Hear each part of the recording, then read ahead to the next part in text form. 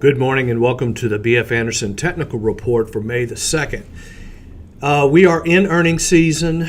There's going to be volatility during earnings season. This is when the report cards come out and corporations have to announce how they did for the quarter and, more importantly, what are they projecting for the future.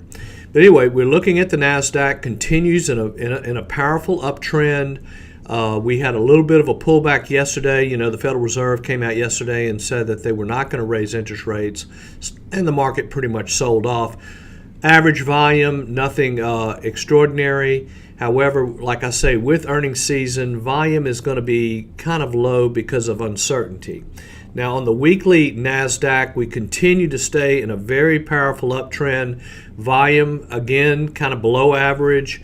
The 35-week moving average is somewhat turning up. On the advanced decline line, continues in an uptrend. Yesterday, as you can see, we had net decliners. However, the trend is what is important, and the trend continues to stay up. The high-low index, again, we're not getting extraordinarily high number of new highs. We are seeing some new highs. And as you can see on the new lows, we actually hit 44 yesterday, which is above 40, but we are staying pretty much under this blue line here, which basically says things are okay. Now, on the long-term graph, which is the 10-month versus the 20-month moving average, very strong, very powerful. Recently, the S&P has hit an all-time new high and continues to look positive. On the fear greed, we are continuing to be in greed. We have not gotten to extreme greed. However, if we do get some type of major rally or melt up, as people are calling for, this will move into extreme greed. Just be aware of that. Now, the most important index right now that I'm keeping an eye on is the small cap index. And what I have here is the Russell 2000. So if you just use your common sense here for a minute, the riskiest portion of the market is the smaller companies. So when the smaller companies are underperforming, it's just kind of telling you that the market really hasn't gotten the confidence it needs to really get going. But I believe that the small caps are going to break out, and this is going to require some patience, because I'm going to show you here on the graph what I'm talking about. We are in what we would call a consolidation period, and a breakout to the upside would really confirm economic strength. Now remember, last week we got the GDP number, which beat expectations, and this earnings season will probably pretty much determine the breakout or the breakdown of the Russell 2000 or the small caps. But you can see here that the market made a dramatic low on Christmas Eve, December 24th, then broke and made a V bottom. I can remember talking to you guys back then that we were concerned that this was not going to be a V bottom but a W bottom, and we were going to retest and so forth. But I'm going to get into that in just a second as to why that's not happening. We rallied here in the first quarter. Then all of a sudden the small caps just started consolidating and moving sideways.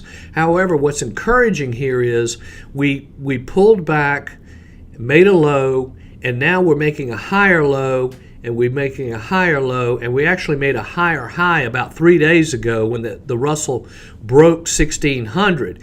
So if we can get a move above 1600 and see that the small caps start working their way up this way, I really think that's going to be a very meaningful event. So keep an eye on the small cap stocks. If they get going, this whole market's going to get going. Now, back to this value line geometric index. I keep bringing this index back because it really is an important index. It's a 1,700 stock index. The stocks in the index are equally weighted. So if you think about it, how many portfolio managers market cap weight their stocks? Not very many. So an equally weighted index makes sense to look at. Now, just think about this for a minute. I mean, this is 2000. We made a top. Major bear market. We made another top here in 2008. Great Depression, basically. I mean, this could be 1929 as far as that's concerned. Then we come back for the third time, we pull back again, and then finally in 2016, 2017, we break out of a trading range that has existed for 16 years. So, if you go back in history and you think about this for a minute, this could be 1966. The Dow hit 1,000 for the first time in 1966, and it was driven by a group of stocks called the Nifty 50. I'm talking Avon, RCA, Xerox, those kinds of stocks. There were 50 of them, just like the dot-com, same concept. Then you had a major bear market that bottomed around 1974-75, and then you didn't get back to 1,000 again until 1982 when Ronald Reagan was president. And so basically, you went 16 years between 1966 and 1982 where the market went nowhere. Well, then, boom, it breaks 1,000, and the rest is history. But I'm making this comparison because I think it's really important that after 16 years, we have now broken out of this range. And I mean, you could go back to the 1920s and compare this, to 1920 to 1936. I mean, it was the same kind of concept. So what happens is when you go through a 16-year sideways market, people get exhausted with stocks. They're not interested in the stock market, but that's when the thing will take off because the masses are always wrong and the market's going to fool the masses. So just be aware of the fact that this looks like more of the beginning of something and not the end of something. We are seeing, okay, we make a low here, higher low, higher low, higher low. This is definitely an uptrend. I just hope I'm right. Now, I wanted to go back for a second and talk about breadth thrust.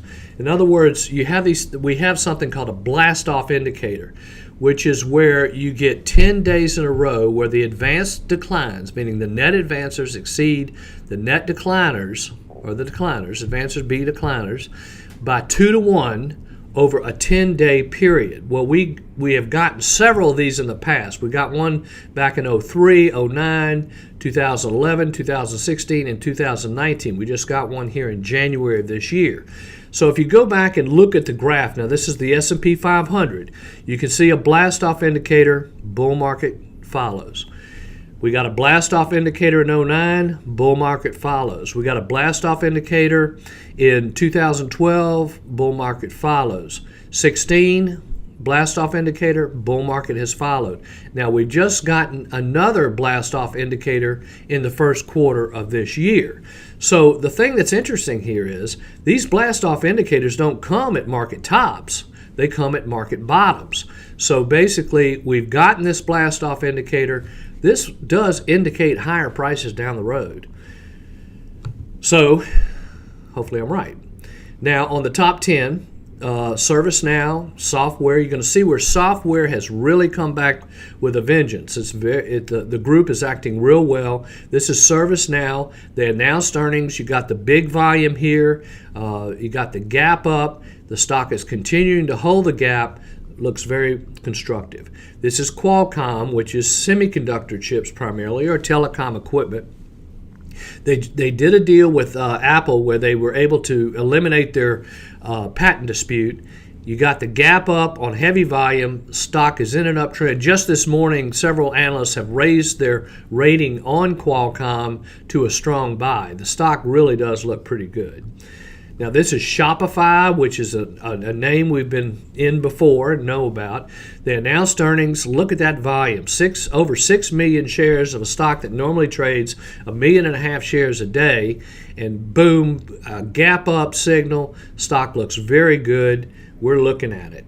Here's Trade Desk, which is another software stock having to do with the advertising industry. Again, very nice uptrend. Stock looks positive. This is an old name. This is cybersecurity, Zscaler. Now look, as we get into this 5G network, and the Chinese are going to be involved in 5G as well through this company Huawei, I really believe that cybersecurity is going to be a very important area. So all in all, the market is fine. All of my indicators are positive. The best thing to do is just look for the best companies you can find. And if I can help you in any way, please let me know. Thank you very much.